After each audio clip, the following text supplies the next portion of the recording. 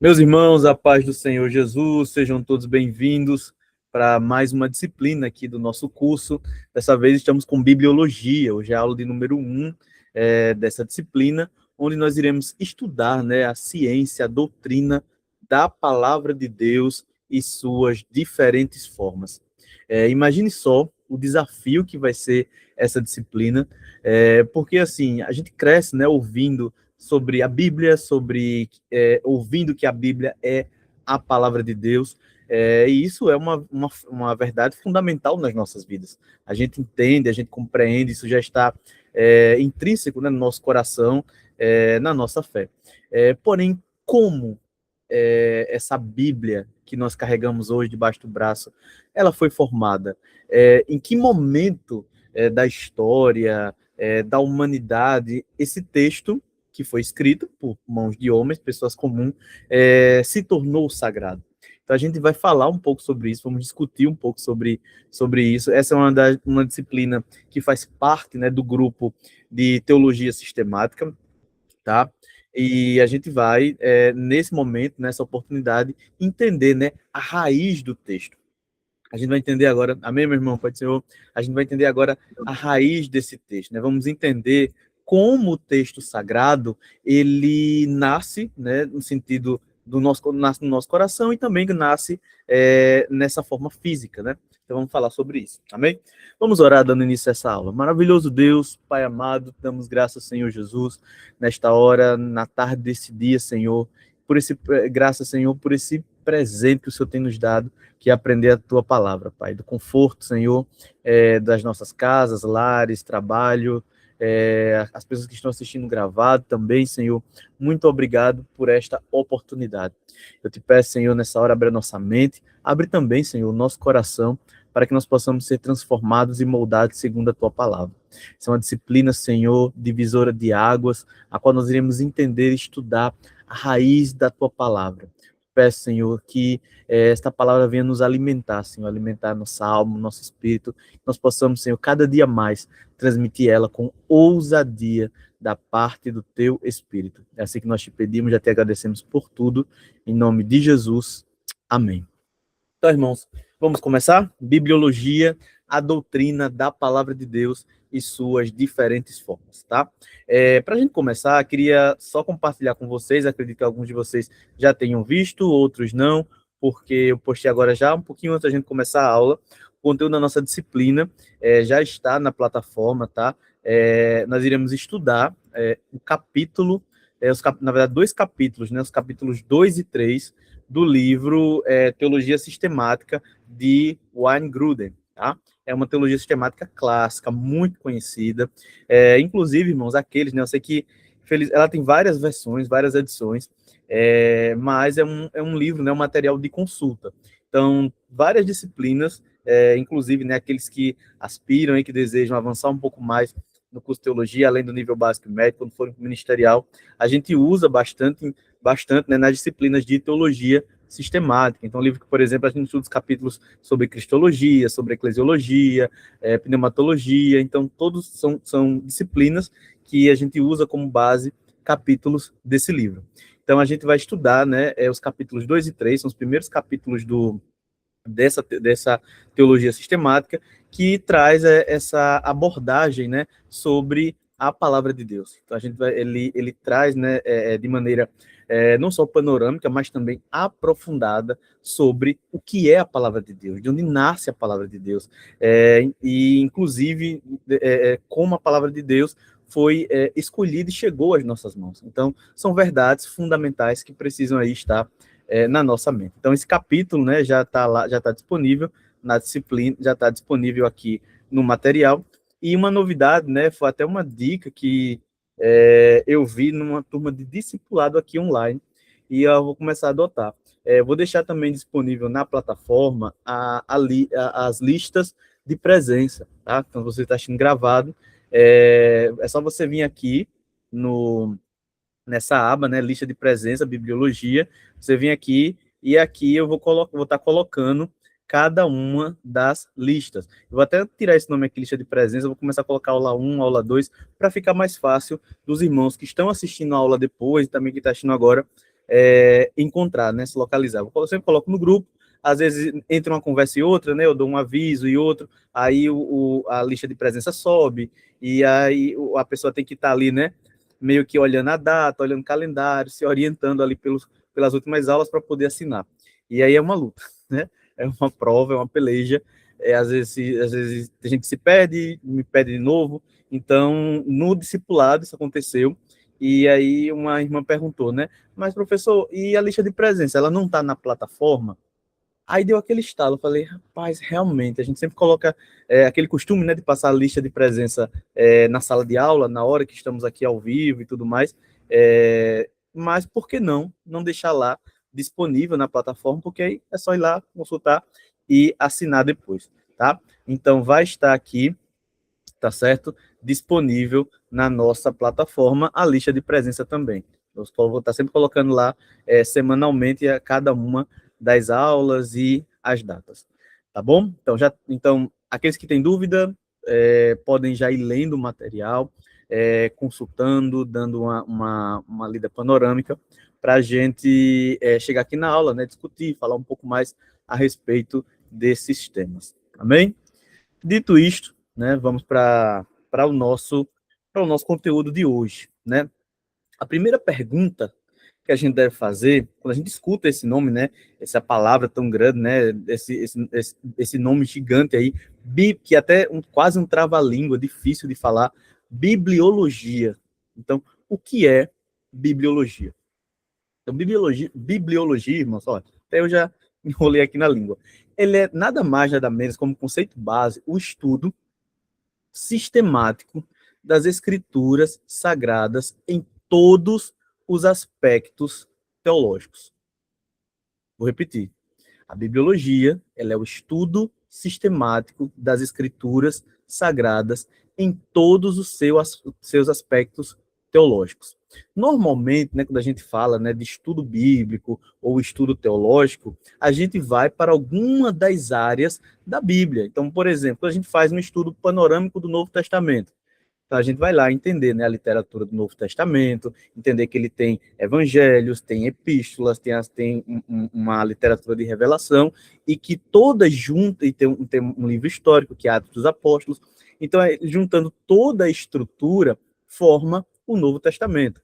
Assim como também dentro do Antigo Testamento. A gente vai estudar, nós temos ali um conteúdo histórico, conteúdo legislativo, né, que é a lei, nós temos um conteúdo profético, um conteúdo poético. Então, tudo isso, né, são peças, né, são elementos que fazem parte de um estudo panorâmico de partes da Bíblia Sagrada, ou de temas da Bíblia Sagrada. Eu posso fazer um estudo, por exemplo, somente dos sermões de Jesus, ou só das parábolas, ou só das profecias, aí entra o profetismo, né, do Antigo Testamento.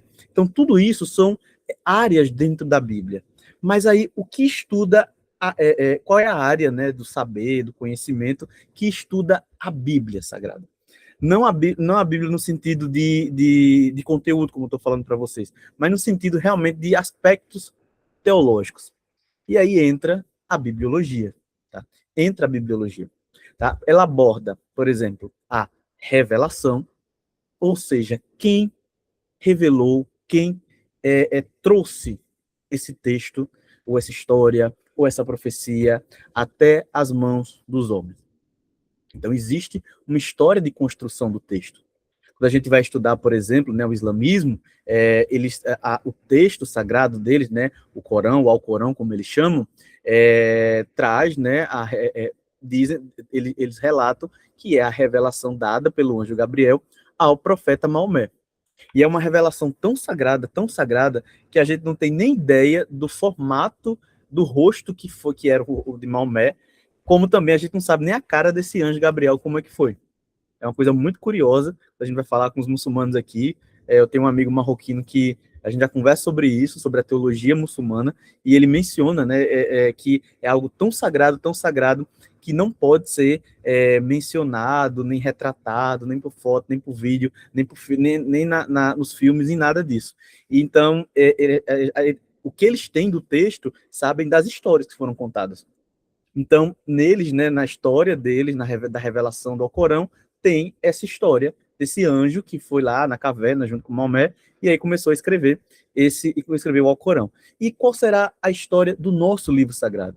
Qual a história? Ó, irmão Djalmi aí, ó, tá mostrando um exemplar do Alcorão Sagrado na sua versão em português. Inclusive, dentro do Brasil, né, tem uma associação que você pede lá os livros pela capa. Eu reconheço esse livro, que você pode pedir gratuitamente que eles enviam para a sua casa, né? Tanto livros de conteúdo muçulmano, como também o Alcorão Sagrado. Porque, segundo eles, como o Alcorão, né, é a última revelação de Deus, e ela é o texto sagrado, ele não pode ser comercializado.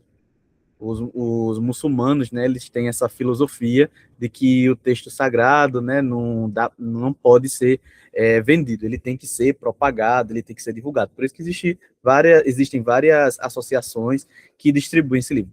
Porém, isso é meio que da boca para fora, tá, irmão? Porque se eu for mostrar para vocês aqui, como é que ele chama? Alcorão. Se a gente for... Quando a gente vai, né, na internet, aqui, ó, vou mostrar para vocês. A gente encontra, tá? A gente encontra aqui para comprar, porque não só tem gratuito, não. Tem de 19 euros, tem esse aqui, ó, traduzido do espanhol, 64 euros. Então tem de todo o tempo. Mas eles têm só abrindo um parênteses, né? Ele tem aí essa filosofia, mas a gente procura, a gente acha para vender. Então, mas com relação ao nosso texto, qual é a história do nosso texto? Como o nosso texto ele foi revelado, como foi que ele chegou para a gente? Então, a gente tem, né, dentro do texto sagrado, esse ponto, tá? A gente tem esse ponto. A inerrância. Por que que nós cremos que o texto sagrado não contém nenhum erro? Porque, por exemplo, por mais que alguns textos, eles aparentemente, né, numa leitura ali primária, pareçam contraditórios, mas não são. Tá? Então, o texto sagrado, ele traz ele traz elementos que mostram essa inerrância, mostrando que o texto, ele não erra, tá? A canonicidade, o que é o cânon? Vamos ter uma aula aqui só sobre o cânon sagrado. Como os nossos textos foram escolhidos dentro de tantos e tantos e tantos textos como inspirados por Deus. Nós tivemos livros, irmãos, que tiveram vários problemas na hora da seleção, tanto do Antigo como no Novo Testamento, justamente pelos critérios que foram colocados para a seleção do texto sagrado.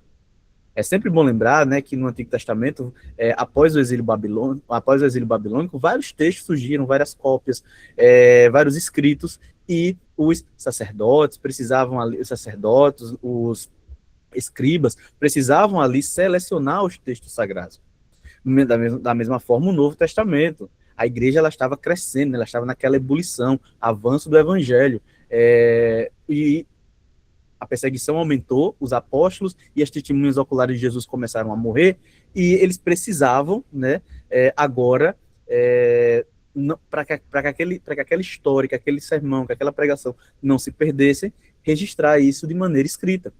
Então, foram surgindo vários textos, mas alguém ou um grupo de pessoas tiveram em algum momento que parar para selecionar esses textos. Então, a gente tem isso, né, dentro dessa canonicidade. Então, vamos estudar sobre isso. A transmissão, né, como o texto foi chegando, foi passando de geração em geração até chegar à nossa geração, e também a autoridade. Então, por que esse texto, né, ele é crido, ele é respeitado até os dias de hoje? Porque a gente tem essa percepção? A gente vai estudar sobre isso nessa disciplina. Então, a bibliologia, né, ela nada mais nada menos fundamenta a autoridade da nossa fé e conduta diárias. Tá? Então, quando a gente é normalmente questionado, né, sobre o texto sagrado, as pessoas perguntam, mas por que você crê na Bíblia? Aí você fala, normalmente o primeiro argumento que vem é esse, não, porque é a palavra de Deus. Aí, né, um ateu ou alguém, né, mais ali ousado vai perguntar, sim, mas quem foi que disse que é a palavra de Deus? Tá? Me prove que esse texto é a palavra de Deus. Baseado em que você acredita nisso? E aí as perguntas, né, elas vão começando ali a apertar, e como você constrói os argumentos para isso. Aí é onde entra a disciplina de bibliologia. Então, você entender a história desse texto, né? Entender e responder perguntas, por exemplo, como Moisés escreveu sobre a criação, se ele estava já no mundo bem pós os patriarcas, já no Egito Antigo. Essa é uma pergunta capciosa que dá para a gente pensar e refletir. Então, como Isaías escreveu o texto sagrado a respeito do exílio babilônico, se ele morreu antes do povo ser levado cativo? E nós temos outra pergunta, tá? A imagem está escura, né, irmão? Também estou achando. Deixa eu ver se eu boto essa luz aqui um pouquinho mais para cá. A minha imagem, né? Deixa eu ver se melhora aqui. Melhorou? Um pouco mais? Acho que sim, né? Deixa eu ver aqui. Que hoje aqui realmente tá nublado, tá escuro, apesar de ser dia. Melhorou, meu irmão? Veja aí. Me deem aí esse feedback. Vocês conseguem me ver? Me ouvir bem? Pronto. Pronto, vamos lá, né? E aí, irmão Anderson? Pai do Senhor, veja aí se melhorou. Ok, agora tá ok. Pronto, pronto, pronto. Certo. Então, irmãos, a gente tem aqui, né, na bibliologia, a gente tem essas perguntas, né, a respeito de como surge o texto, de como perguntas dentro do próprio texto que nos deixam, né, refletindo a respeito desses pontos. Então, como o texto sagrado chega até nós? Eita, agora, peraí, só um instantinho. Agora ficou, por favor, segura aí. Não vai segurar. Acho que aqui segura. Mas assim, aqui eu tô parecendo um fantasma.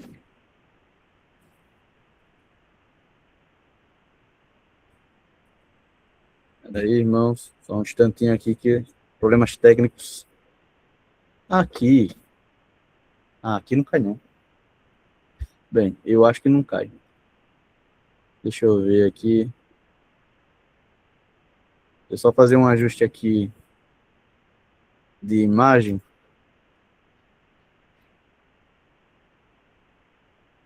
Ver se melhora um pouquinho mais, tá?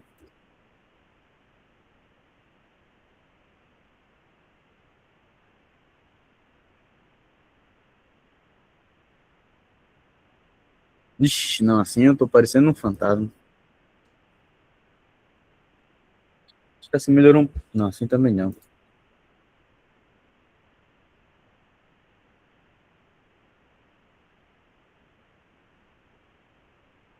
Acho que assim dá pra ver. Pronto,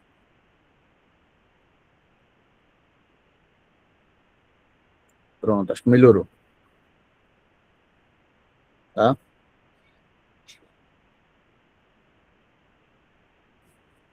Pronto. Então vamos lá, né? Então, irmãos, vamos refletir sobre essa expressão, palavra de Deus.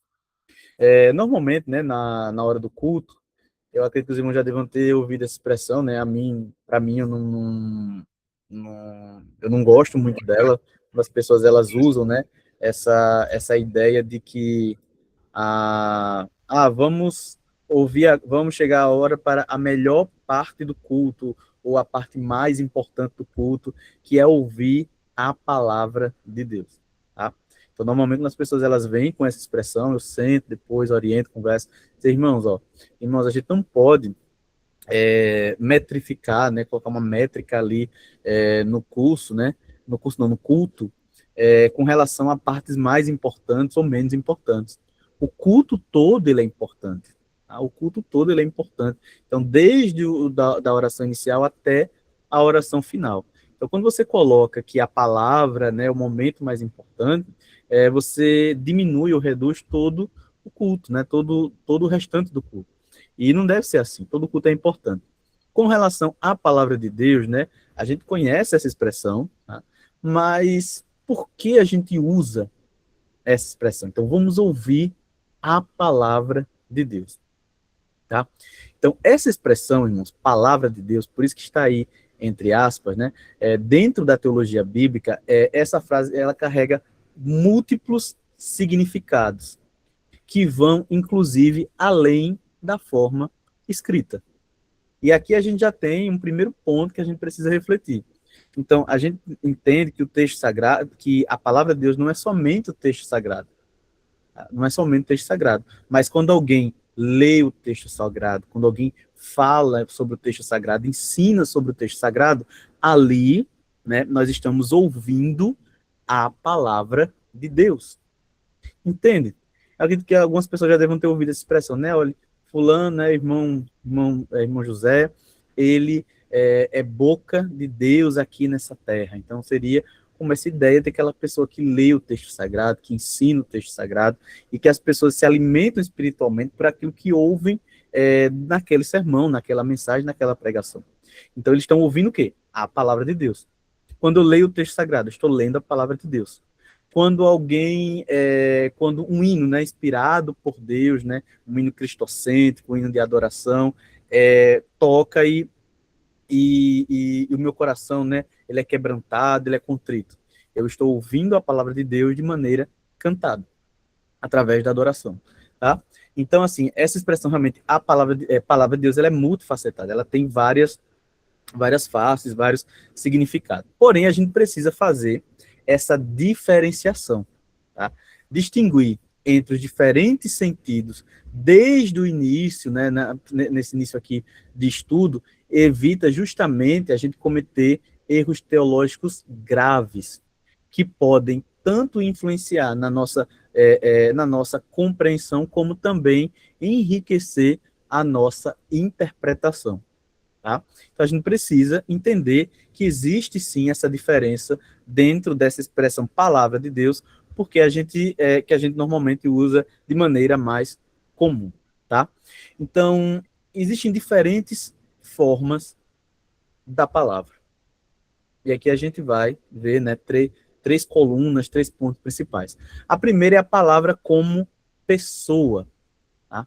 Jesus Cristo, a gente entende que ele é o verbo encarnado. Guardem essa expressão que a gente vai falar sobre ela mais na frente.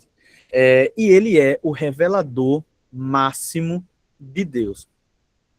Então, quando João ele para escrever no capítulo 1 que Cristo ele é o verbo, que no princípio era o verbo, no princípio era esta palavra, ele está ali personificando a palavra de Deus. Quando o autor da Epístola aos Hebreus, né, fala que no princípio Deus falou, mas nos últimos dias a última revelação vem através do Filho, ele também está ali personificando a palavra. Tá? Então, assim, a forma da palavra como pessoa, a gente entende que é o Cristo.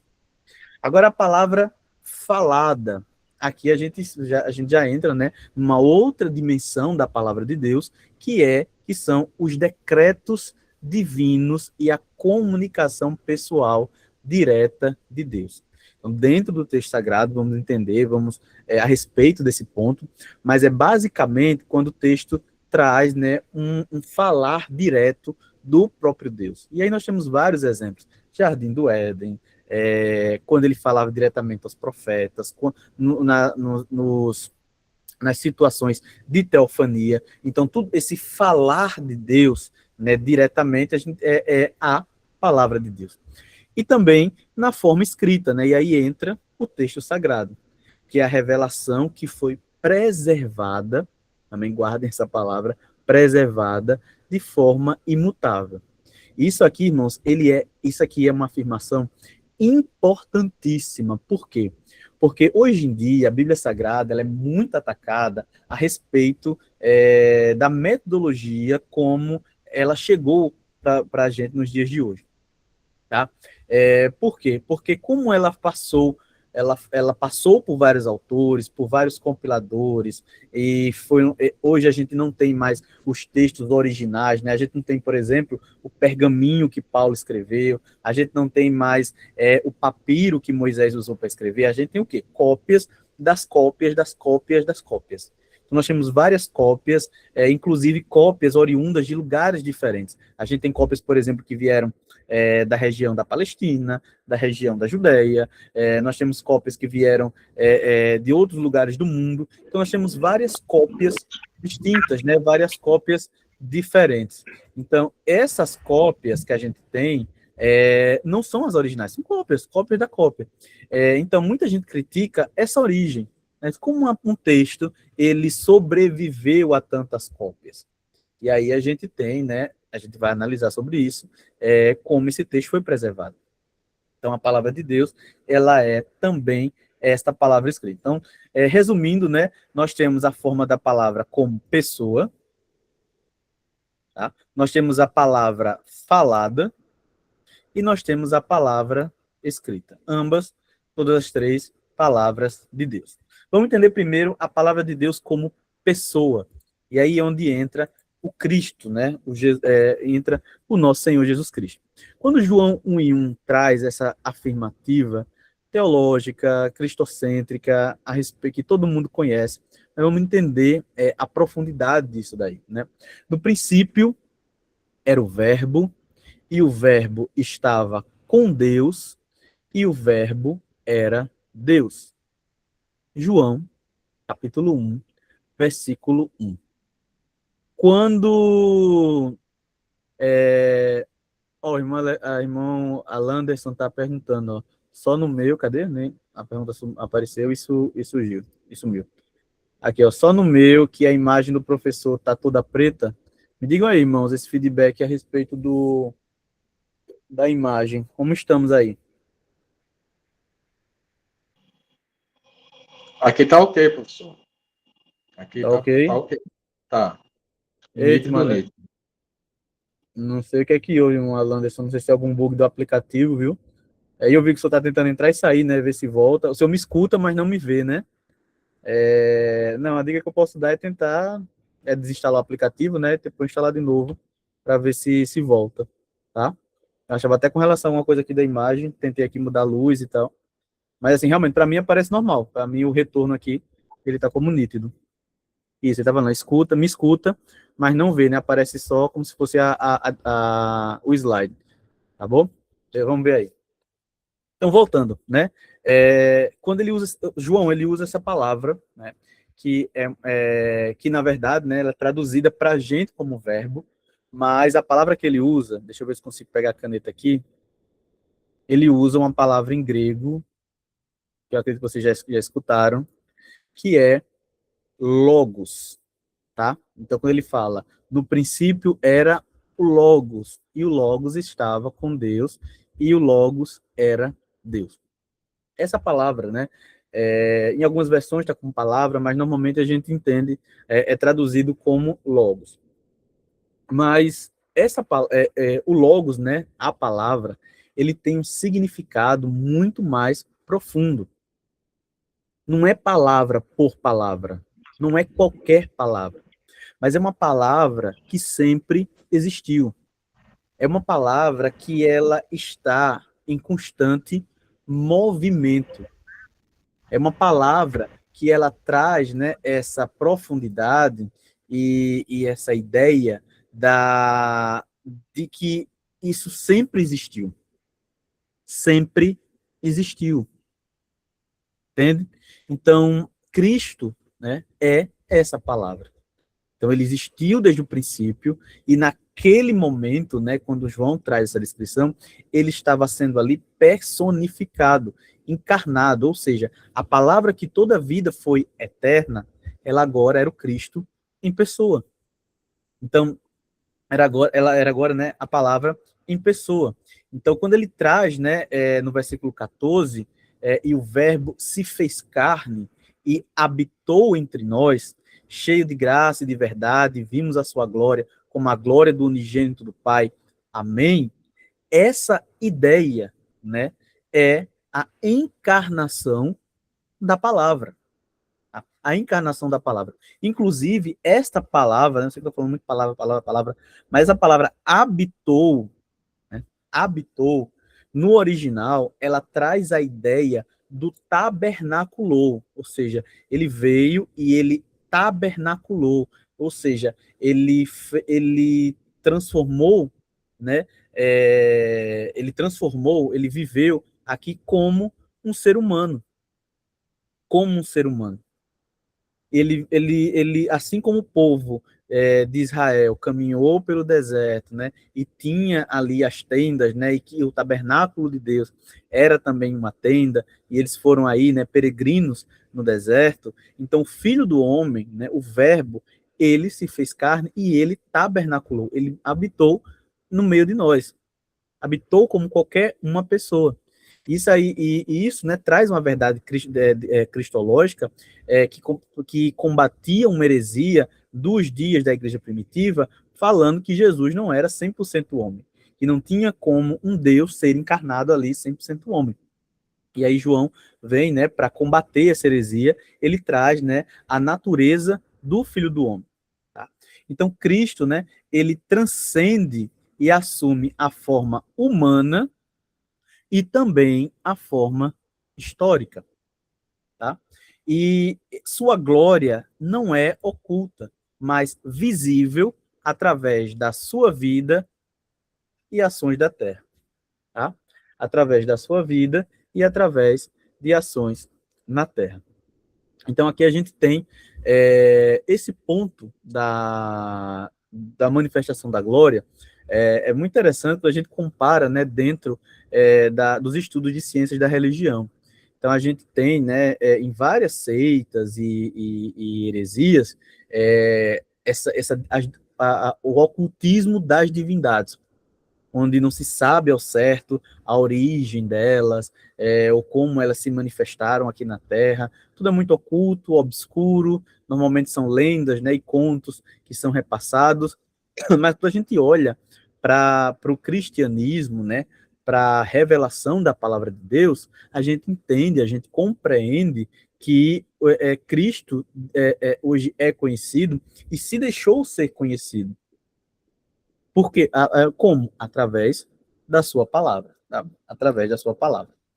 Apocalipse 19:13, a gente tem mais uma nomenclatura do uso desse termo, né, verbo, palavra de Deus, para o Cristo.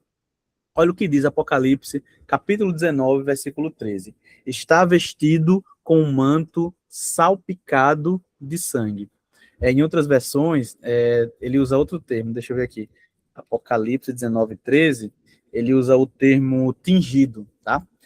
Tingido, salpicado de sangue. E olha o que João, a nomenclatura que ele usa, né, para Jesus. Ó. E o seu nome é a palavra de Deus. Amém. Então, no céu, irmãos, João, ele contempla o Senhor vitorioso, né? E a gente vê que ele coloca, né, como identidade de Jesus a palavra de Deus, que aí permanece justamente eternamente ligada ao Cristo. Então ele usa esse termo tanto em João capítulo 1, no princípio ali de todas as coisas, como no final de todas as coisas. E que essa identidade de palavra de Deus está ligada ao seu ministério de juiz, a qual ele vai julgar todas as coisas no fim dos tempos, como rei que reinou e reina e sempre reinará, e também como redentor, aquele, né, que nos justificou diante da ira de Deus, diante da ira do Pai.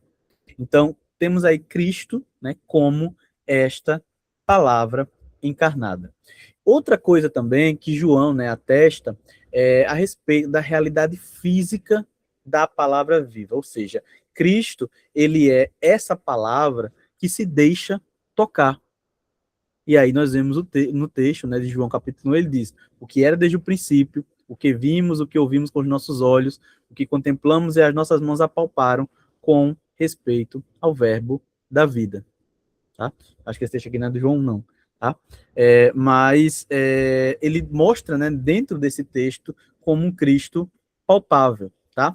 E é interessante quando a gente olha, né, aí já partindo agora para um ponto mais doutrinário, para um ponto mais sistemático, né, o papel singular do filho. E aí a gente, para falar sobre isso, a gente precisa entrar um pouquinho na Trindade, tá? Na Trindade.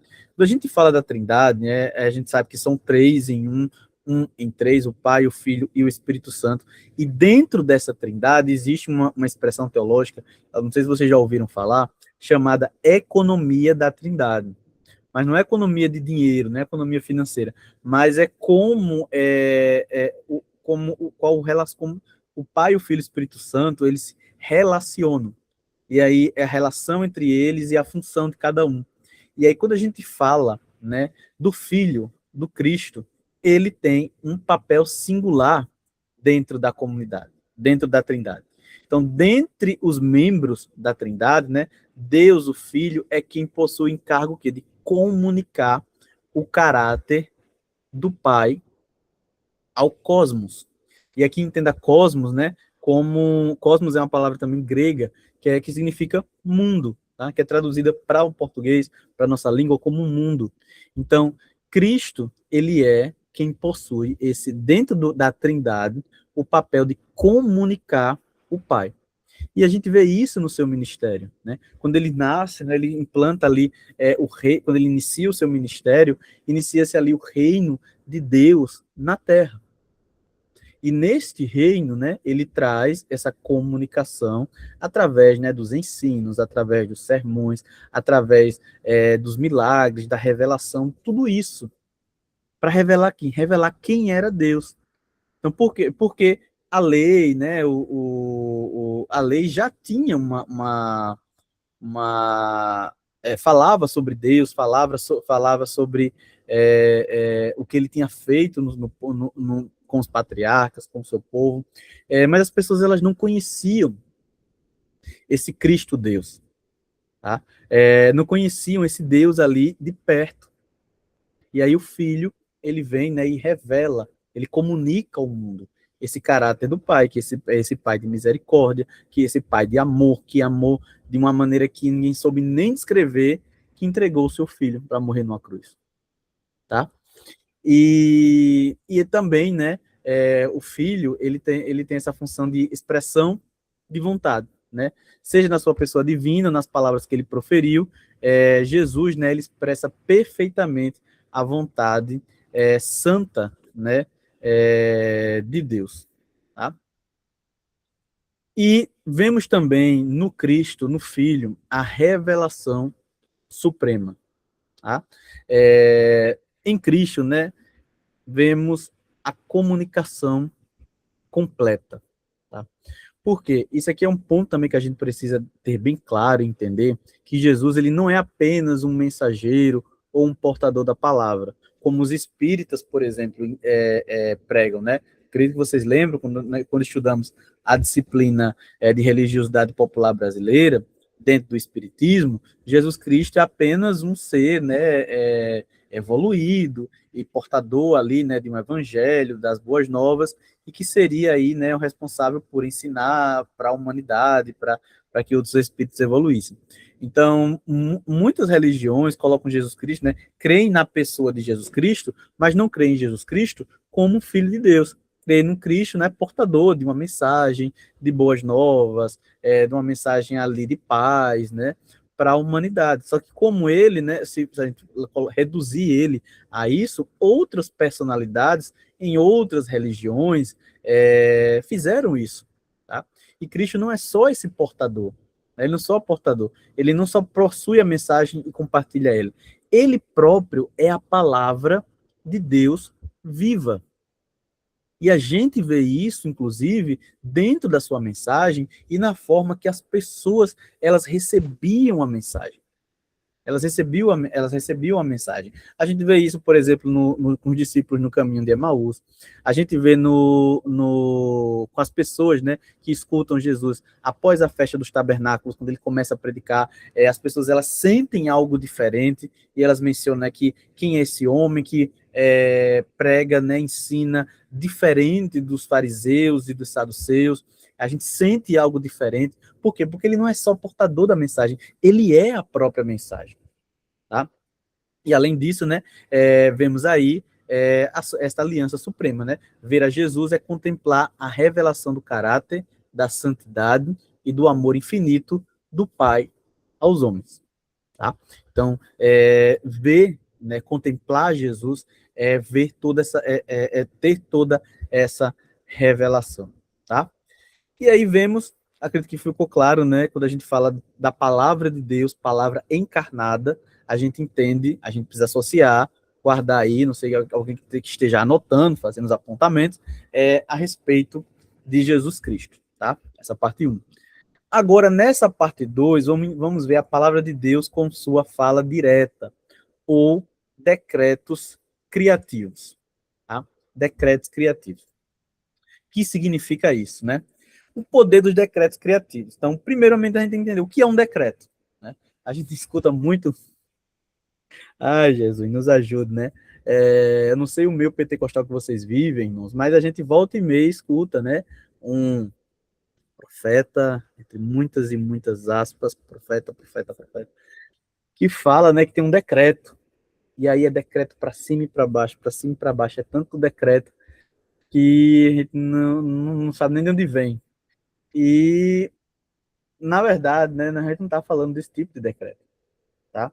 Decreto, né, é uma palavra falada por Deus que causa diretamente acontecimentos físicos ou traz coisas à existência e à realidade.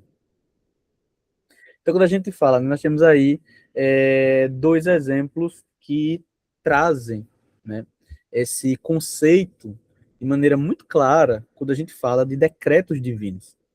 Então, quando o Senhor decretou, então, quando ele falou, ele vai cumprir, ou já se cumpriu. Tá? Então, um exemplo, na criação, pelo poder do decreto de Deus, ou seja, pelo poder do quê? Da palavra de Deus, o nada, do nada, foi criado a matéria. Então, na criação, quando não existia nada, pelo poder da palavra de Deus, foi criado tudo.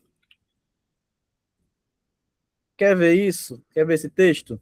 Gênesis, capítulo 1, versículo 13. E disse Deus, olha aí, disse, e falou, e proferiu a palavra, haja luz, e houve luz. Ou seja, a mera enunciação da palavra de Deus, irmãos, desfaz o caos, aquele vazio que era, e traz uma ordem instantânea e perfeita ao universo.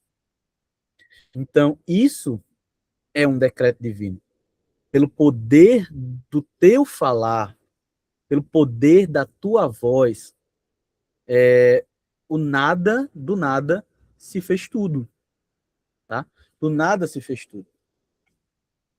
Então, a gente vê aqui, né, Gênesis capítulo 1, versículo 24, e disse Deus, produz a terra, seres viventes, conforme as suas espécies, gado, répteis e animais de vida selvagem. Então aqui a gente mais uma vez vê que a biodiversidade existente é resultado exclusivo de quê? Do decreto divino da fala criadora do Senhor. Tá? Da fala criadora do Senhor.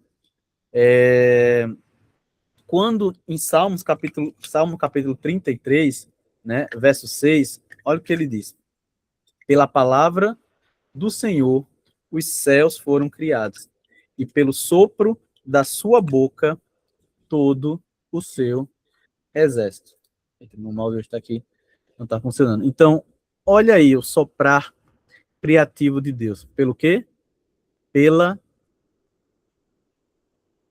palavra. Pela palavra do Senhor. Tá?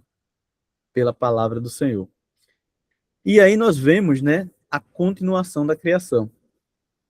Hebreus capítulo 1, versículo 3, ensina que o Filho de Deus sustenta constantemente todas as coisas por sua palavra poderosa. Vamos ver aqui Hebreus 1 e 3? tá? Olha o que está escrito.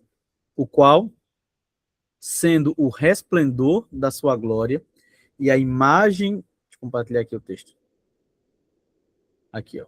O qual, sendo o resplendor da sua glória e a expressa imagem da sua pessoa, e sustentando todas as coisas pela palavra do seu poder, havendo feito por si mesmo a purificação dos nossos pecados, assentou-se à destra da majestade nas alturas. Irmãos, é por isso, irmãos, que eu amo estudar essa palavra, porque a profundidade, até onde ela vai, né, um limite, não existe limite, né, é algo infinito.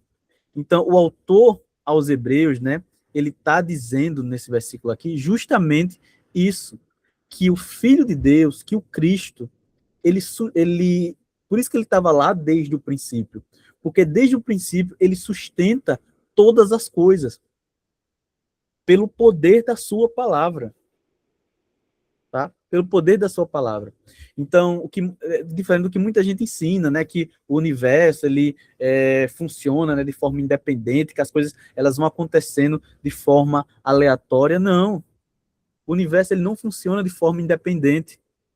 Ele é ativamente sustentado a cada milissegundo pelos decretos da palavra. Quem é essa palavra? O próprio Deus, encarnada em Cristo. Encarnada em Cristo. Tá? E agora, vamos para a parte 3. Vimos a parte 1, a palavra, que é o Cristo encarnado. Vimos a parte 2, que são os decretos criativos, né, da parte de Deus, onde ele fala e as coisas acontecem, são criadas. Agora vamos entender como Deus se comunica, né, a palavra de Deus em sua comunicação pessoal e direta. Tá? Vamos lá. Gênesis, a primeira instrução de Adão, Gênesis capítulo 2, versículo 16 e 17, né, de toda árvore do jardim comerás livremente, mas da árvore do conhecimento do bem e o mal não comerás. E aqui, ó, não comerás, a gente tem o quê? Uma ordem. A gente tem o primeiro imperativo moral transmitido diretamente ao ser humano. E aí, diferente do que muita gente, né, fala, dizendo, não, então Deus sabia que o homem ia cair, todo mundo, não, na presciência dele, ele sempre soube de todas as coisas. Mas ele deu a oportunidade ao ser humano, né, ele deu a oportunidade ao ser humano e ensinou o que aconteceria se ele comesse e se ele não comesse. Tá? Então, a gente tem aqui uma comunicação direta de Deus com o homem. E nessa comunicação, ele trouxe também, né, trouxe a ordem, mas trouxe também as consequências. E aqui no texto a gente tem as consequências irrevogáveis expressas pela voz de Deus. Então, se você, um dia que você comer, certamente morrerás. Tá? E aí o que é que acontece? O homem faz o quê? Escuta? Não. Escuta ao contrário. Tudo que não era para fazer. E aí, em Gênesis capítulo 3, né, versículo 16, a gente tem o homem cai, erra, né, peca, cai, a história você já conhece. Mas aí a gente tem um ponto. Uma vez depois que o homem caiu, Deus ele poderia ter cortado as relações com o homem. Sim. Ele deu uma ordem, o homem não escutou. Pronto, ali mesmo já morreu e já seria expulso sem dar mais nenhuma palavra. Mas a gente vê, né, que mesmo após a transgressão, a voz de Deus é ouvida diretamente, pronunciando ali a sentença de maldição. Né? Então, a gente vê que a gente tem um Deus que, mesmo em meio ao pecado, né, ali se comunica com o homem. Então, o pecado, ele rompeu, né, o Éden, rompeu o paraíso perfeito, né, que viveríamos hoje, mas o pecado ele não rompeu a capacidade de Deus falar diretamente com as suas criaturas. E aqui a gente tem, né, uma prova de amor grandíssima. E é assim que ele se comunica com o homem. Né? Imagine só, cada um aqui, né, tem a sua história, tem seu testemunho, mesmo em meio, né, a vida de pecado, que vivíamos, o Senhor se comunicou com cada um de nós, nos transmitiu a sua verdade, nos apresentou a Cristo e nós o aceitamos como Salvador. Então a gente tem, né, esse diálogo direto com o Senhor. Hoje, né, na área da igreja, diferente, portanto, temos através do Filho, através do Cristo, mas aqui a gente já tem, né, o prelúdio do que seria, porque vemos um Deus que se relaciona pessoalmente com o homem. E é ele quem vai atrás ali, né, que procura e tudo mais. E isso, já expliquei isso em outras disciplinas, né, mas só para reforçar, da diferença do cristianismo para as demais religiões. A palavra religião significa o quê? Religare, reconexão. São as tentativas do homem de se religar ao sagrado, se comunicar com o sagrado. Em todas as religiões, o homem, ele tem que... O homem, quando eu falo homem, tá, irmãos? Entenda como humanidade, homem e mulher. Ele tem que fazer algo para atrair a divindade ou para agradar a divindade nas mais variadas formas, né? Sacrifícios, oferendas e ofertas e tudo mais. E é sempre o homem que vai atrás da divindade. Diferente do cristianismo, né? Diferente do evangelho.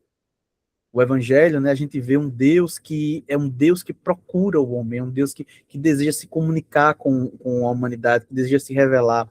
E a gente vê isso no jardim. No Novo Testamento, a gente vê isso através de Cristo, a qual deixou a sua glória, né, e habitou e tabernaculou entre nós, morreu, ressuscitou, deixou uma herança, o Espírito Santo, para que nós tivéssemos esse caminho aberto de comunicação, essa ligação direta com ele.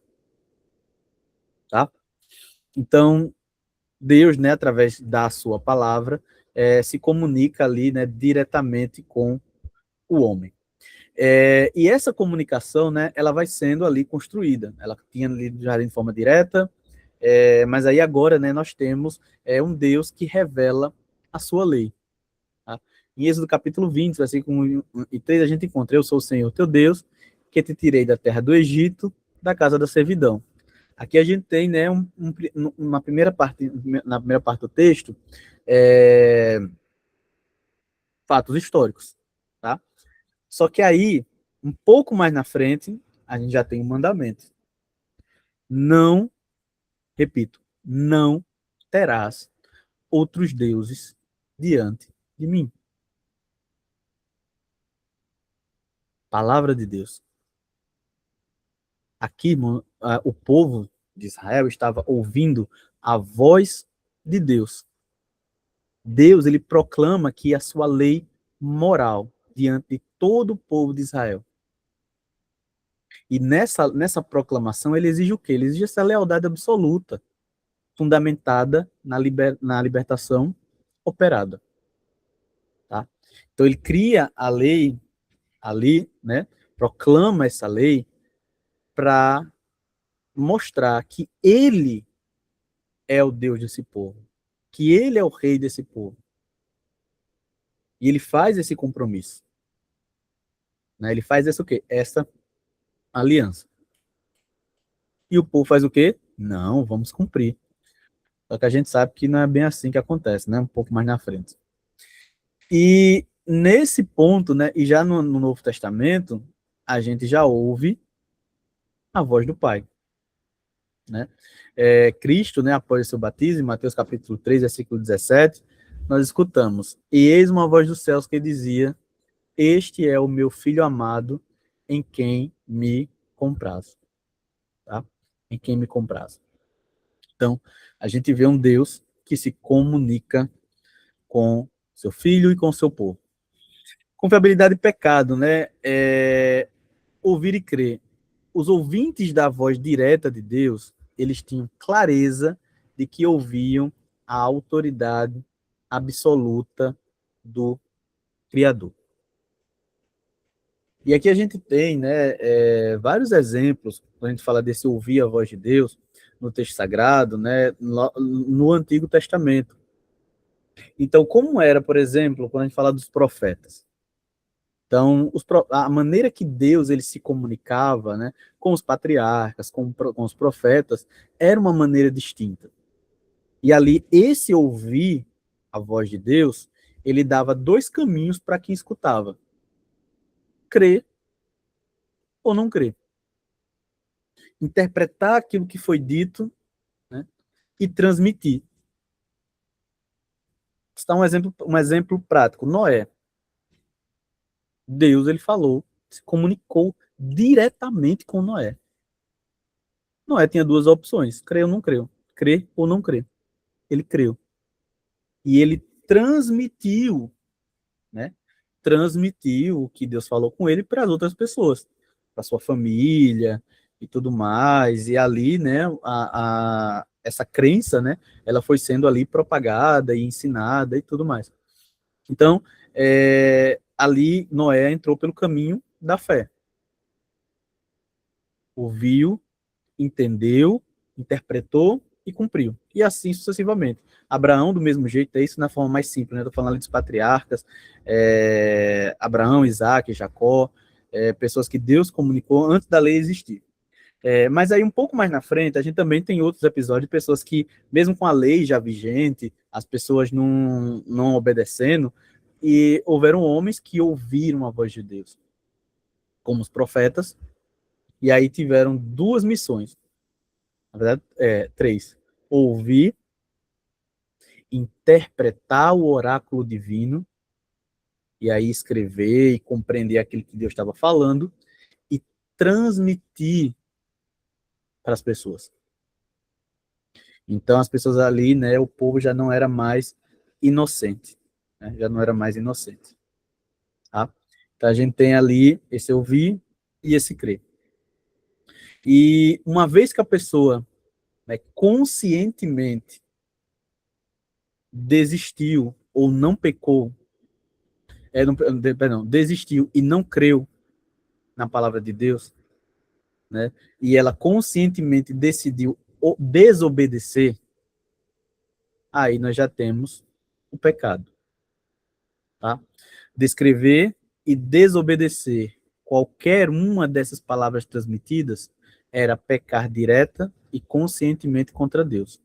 Então, quando Deus ele colocou lá, né, a ordem: olhe, eu não quero que os filhos de Israel casem com as mulheres pagãs, com as mulheres idólatras. E aí, em alguns momentos existe uma explicação da lei para isso, né? Mas a gente sabe que é para que esses casamentos, né, mistos, eles não trouxessem a idolatria, o paganismo para dentro do povo de Israel. Essa era uma lei, isso era um fato, era para preservar o povo, para preservar, né, a pureza, a santidade do povo de Deus. E aí, quando um desses filhos de Israel decide contrair casamento com as filhas, né, com as filisteias, com as moabitas e tantas outras mulheres dos demais povos fora das tribos, dali dentro das tribos de Israel, eles ali conscientemente estão indo contra a palavra de Deus, mesmo sabendo que aquilo era errado. Mesmo sabendo que aquilo era errado. Tá bom?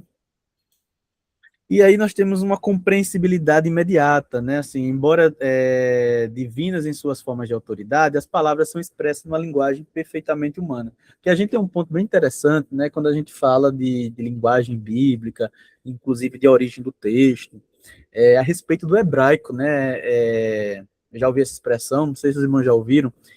Nossa, eu preciso aprender hebraico, porque hebraico ele é a língua de Deus. É o idioma de Deus.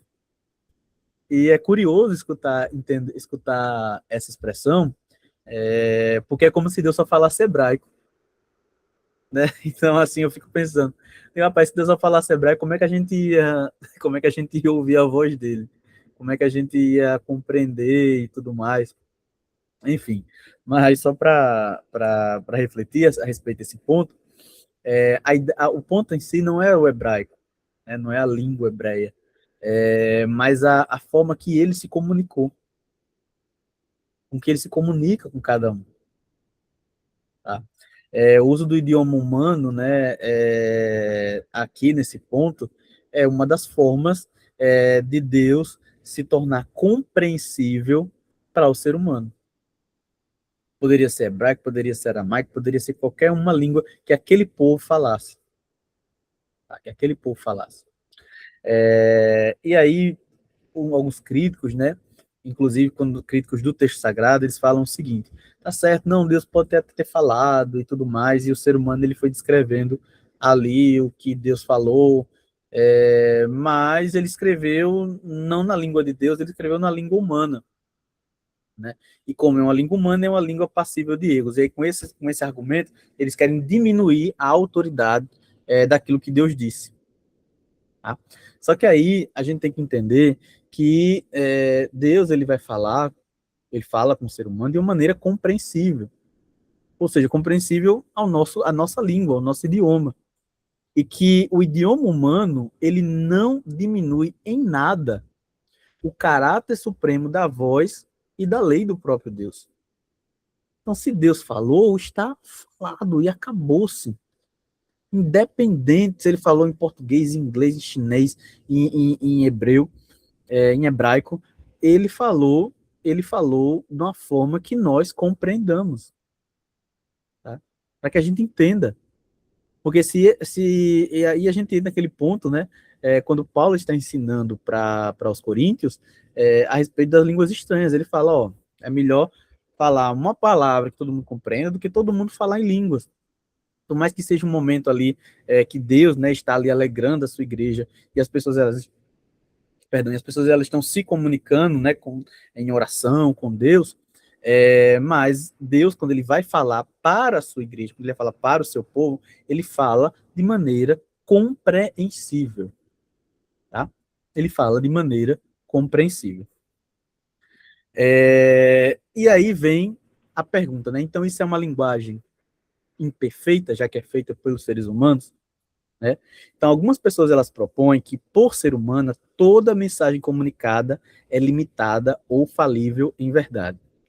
E aqui a gente entra, né, num ponto de alguns críticos, quando eles mencionam, não, então a palavra, o texto sagrado, ele não é a palavra de Deus, ele contém a palavra de Deus.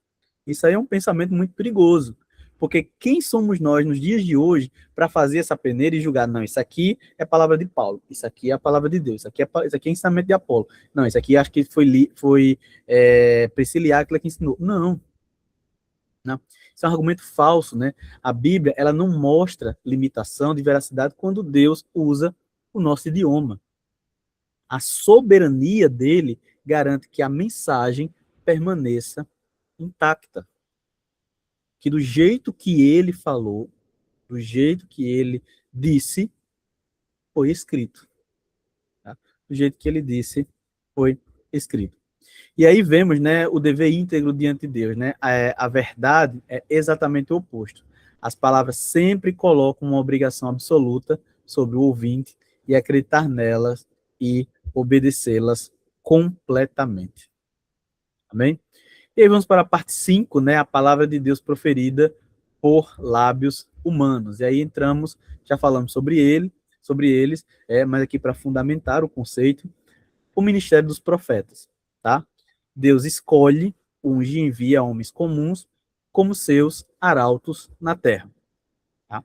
A palavra falada por esses profetas, né, continua sendo as verdadeiras palavras de Deus. Quando eles abrem a boca, né, e falam, né, assim diz o Senhor, ou e veio a minha palavra do Senhor e me disse. Então, essas expressões, né, são as multiformas que Deus se comunicava com os seus profetas e que ele transmitia esses ensinamentos para o seu povo. E aí, essa comunicação, né, do Nabi, né, do profeta, daquilo que viria no futuro, podia ser de várias formas. Então, poderia ser, por exemplo, Deus ele falar com o profeta e só o profeta escutar, no sentido assim, falar na sua mente, e ali o profeta, né, entrava naquele estágio de que estava se comunicando com o Senhor, Deus estava falando com ele, e ali ele entendia dentro da sua mente aquilo que Deus estava falando e escrevia ou transmitia de maneira oral. Poderia ser audível, no sentido de que Deus ele fala e você com seus ouvidos, né, o profeta com os ouvidos dele escutava e transmitia. Então, quando o texto fala, né, e veio a minha palavra do Senhor, pode ser dessas duas formas, pode ser tanto o ouvir audível, como também o ouvir na mente, na mente, né, no entendimento. Deus falava através de visões também. Então, abrir, né, os olhos espirituais do profeta, ou realmente assim mostrar através, né, de parábolas e metáforas a respeito das verdades divinas. Falava também através de sonhos, né? A gente vê, por exemplo, o ministério do profeta Daniel, ele foi muito focado, né, em visões e sonhos. Ele tem um ministério diferente, por exemplo, de outros profetas, como Isaías, né, e Jeremias,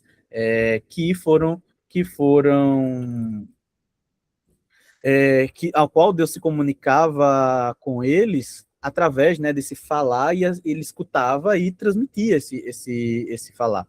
Vamos ver aqui, ó, só para vocês verem um pouco dessa diferença, a respeito dessa comunicação, né? Nós temos aqui o Daniel capítulo 7, né, quando começa ali o Apocalipse do Antigo Testamento, né, esse Apocalipse de Daniel. Daniel capítulo 7, versículo 1, diz assim: no primeiro ano de Belsazar, rei da Babilônia, teve Daniel o quê? Um sonho e visões da sua cabeça quando estava na sua cama.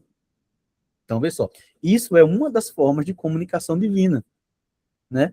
De sonhos, e foram duas coisas, sonhos e visões da sua cabeça, ou seja, ninguém viu. Não foi algo que se revelou e quem estava perto assistiu, não. Foi Daniel quem viu. E olha o que ele fez. Escreveu logo o sonho e relatou a suma das coisas. E aqui, a partir daqui, a gente já tem o segundo passo do profeta, que é entender o que Deus falou, entender o que Deus mostrou e transmitir para o povo. Olha o que ele fala no versículo 2. Falou Daniel e disse: eu estava olhando na minha visão da noite, e eis que os 4 ventos do céu agitavam um mar grande. E ali ele dá continuidade.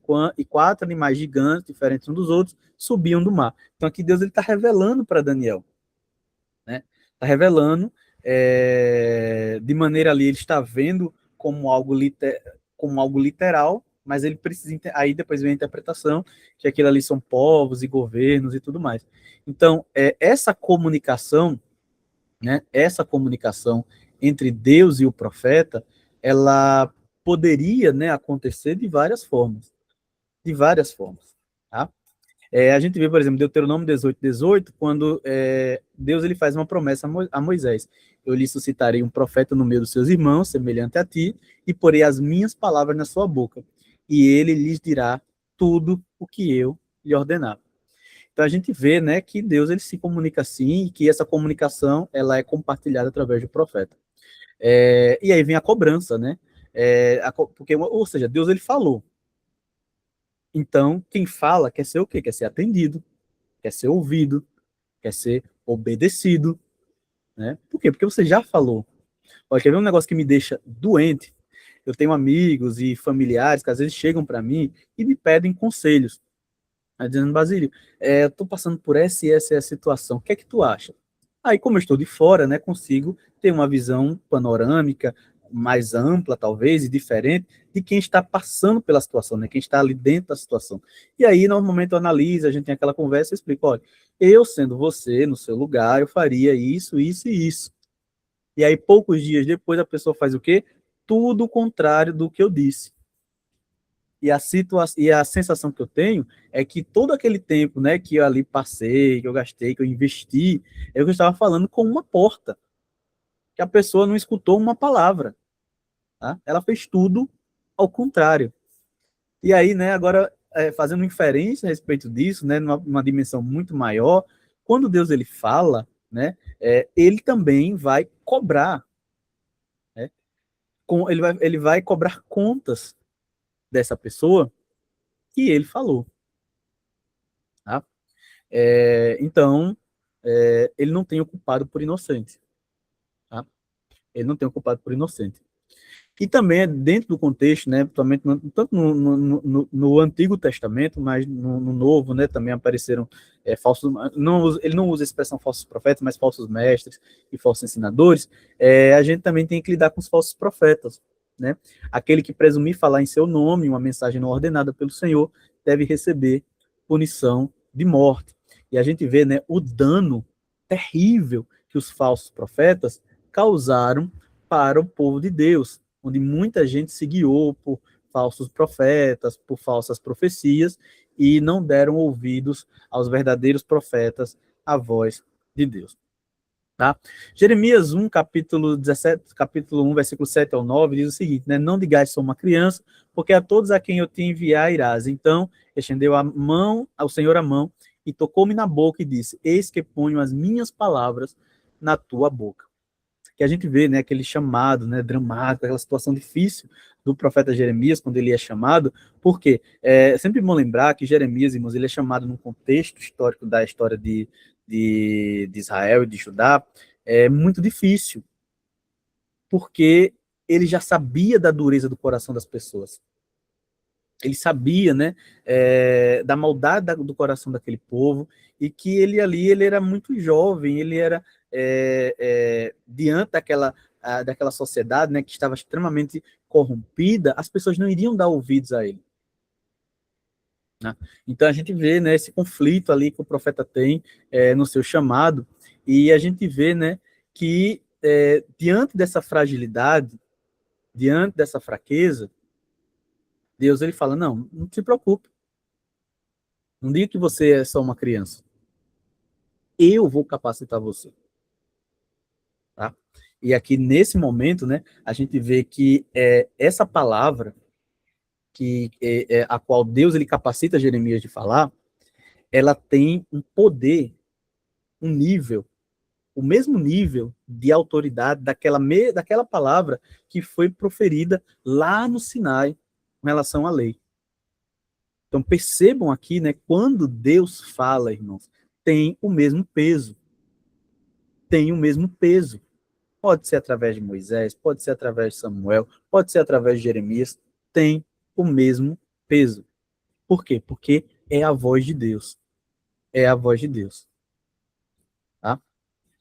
E a gente vê alguns profetas, né, no Antigo Testamento, Êxodo 4:12, diz assim, vá, pois agora eu serei a tua boca e te ensinarei o que há de falar, como ele fez com Moisés, né? Números 22, 38, acaso poderei eu falar alguma coisa por mim mesmo? A palavra de Deus puser na minha boca, esta farei. Em 1 Samuel 15, 23, a desobediência à palavra de Samuel, né, foi considerada ali rebelião direta contra o Senhor. Então a gente vê, né, que esse manifestar de Deus ele fala, assim, ele usa naturalmente as pessoas, e eu sei que sou estranho, né, falar naturalmente, porque é uma voz que vem ali de algo que é sobrenatural, que é o Senhor, que é o Deus Todo-Poderoso. Mas o natural que eu falo de usar o ser humano comum, o ser humano natural, na voz dele, no idioma dele, para que ele entenda o que está sendo falado e que ele transmita aquilo que o Senhor quer falar para o seu povo. Tá? E a gente vê, né, que uma vez que Deus fala, ele quer que a palavra ela seja dita e escrita da mesma forma que ele disse. Tá? Ezequiel capítulo 13, versículo 1 e 7, traz uma sentença terrível decretada contra os profetas insensatos que seguem o seu próprio espírito sem ter visto nada. E aí entra todo um grupo, tá, irmãos? Entra quem diz que escutou e não escutou nada, quem falava ali em nome de Deus e que, na verdade, não era Deus falando. Entra também quem adultera o texto. A palavra de Deus também tem castigo e condenação para os copistas, aquele que faz a cópia, aquele que escreve aquilo que Deus não disse. Tá? Então existe um zelo, né, muito grande pela palavra de Deus, ou seja, aquilo que Deus disse tem que ser escrito palavra por palavra. Eu acredito que uma das coisas terríveis que o ser humano pode passar é quando a gente, né, precisa, hoje em dia a gente não passa tanto isso, por conta da tecnologia, que as coisas, a gente tem uma comunicação direta, né, uns com os outros, através das mensagens de voz, através das redes sociais, enfim. Mas, antes desse advento, né, das redes sociais, quando a gente precisava, né, dar o recado, acredito que vocês já devam ter, não sei se alguém já vivenciou isso, né, ligar para alguém e a pessoa não está, então deixa eu deixar um recado, e aí você falar, né, o recado, e a pessoa transmitir o recado com falhas ou totalmente diferente daquilo que você disse. E aí, quando a pessoa, né, que você deixou, que você precisava se comunicar, vem até você, né, ali aborrecida ou irritada, e você fala, não, mas eu não disse isso. Eu quis dizer outra coisa, eu quis dizer isso, isso e isso. Então, esse ruído da comunicação, né, daqui que seja corrigido, é outro problema. Então, o Senhor, ele tinha esse cuidado de preservar aquilo que ele disse para o seu povo através da sua palavra. Através da sua palavra. E aí a gente vê, né, uma preocupação dos profetas em deixar o que Deus disse escrito. E aí, já estou entrando um pouco no assunto da próxima aula, mas aí a gente vê também a preocupação dos historiadores de Israel em registrar os fatos daquilo que Deus fez. Daquilo que Deus fez. Tá? Então, existe essa limitação, né? Falar falsamente em nome de Jeová trazia um severo juízo e punição terrena e eterna. Amém? E aí vamos à equivalência da autoridade, né? Sem diminuição. Não houve qualquer redução do poder, pureza e peso teológico pelo fato de a verdade eterna ser proferida por lábios humanos imperfeitos. Mas aqui a gente precisa ter bem claro, tá? E o acolhimento fiel. Rejeitar as advertências proféticas equivale a resistir diretamente à instrução protetora e santa do próprio Deus de Israel. Amém, irmãos? Então, vamos dar uma pausa por aqui. A gente já viu bastante coisa hoje, tá? Aí na aula que vem a gente dá continuidade, a gente entra nessa parte 5, a palavra de Deus em sua forma escrita, né, a Bíblia Sagrada, porque a gente já vai puxando para outros tópicos, né, a respeito de como sai, né, da comunicação de Deus, quando ele sai dessa oralidade para a parte textual, e como os textos foram formados, aí já é igual uma engrenagem, uma coisa vai puxando a outra. Amém? Vamos orar, agradecendo a Deus. Então, hoje terminou até mais cedo. Não esqueçam de assinar a lista de presença, tá? Ela está, inclusive, hoje, já está no grupo, também está na plataforma. Deixa eu pedir para o nosso irmão José Carlos. O José Carlos está por aí?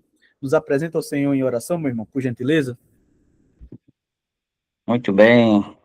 Oremos. Senhor nosso Deus, nosso Pai Celestial, te agradecemos, meu Deus, por mais uma aula.